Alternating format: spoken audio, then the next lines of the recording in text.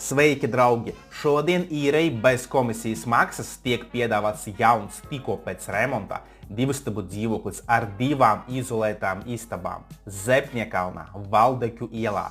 Tikko pabeigts remonts, vēl neviens nav dzīvojis. Jauna tehnika un mēbeles. Dzīvoklis sastāv no 2 izolētām guļamistabām, balkona, atsevišķas virtuves, plaša koridoru, vannas istabas un atsevišķas stoltes.